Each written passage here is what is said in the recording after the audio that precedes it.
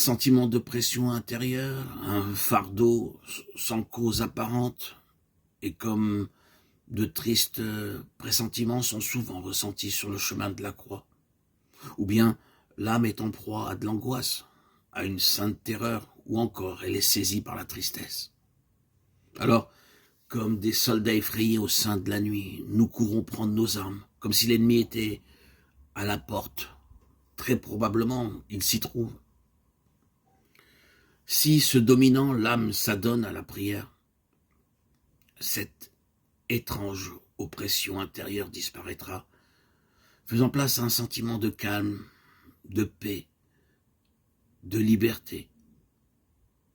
Parfois Dieu permet que nous voyions quelque chose de la haine sans merci, dont Satan et les mauvais esprits nous poursuivent. Le plus souvent, il nous le cache jusqu'à ce que nous vivions assez près de lui pour qu'il puisse nous en révéler quelque chose.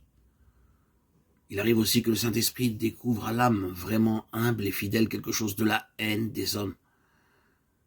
David eut le pressentiment de la trahison chez ceux qui l'entouraient.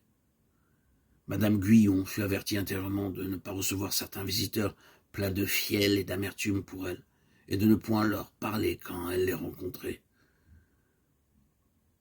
Nous pouvons ressentir la haine de personnes très éloignées de nous, même des gens que nous n'avons jamais rencontrés, et qui nous écraseraient si elle était en leur pouvoir.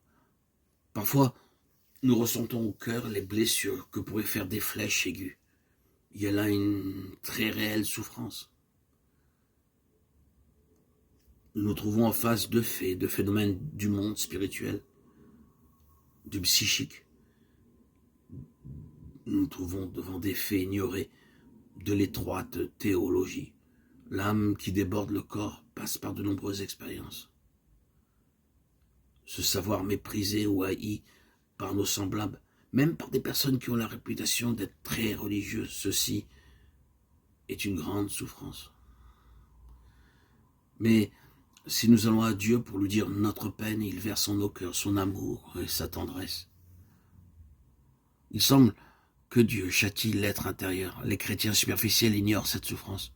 Dieu met à l'épreuve Joseph. Joseph connut ce châtiment en Égypte. Job fut aussi durement châtié. C'est ici la forme la plus profonde, la plus aiguë de la souffrance. Dieu semble agir en ennemi jusqu'à ce que le cœur soit comme brisé.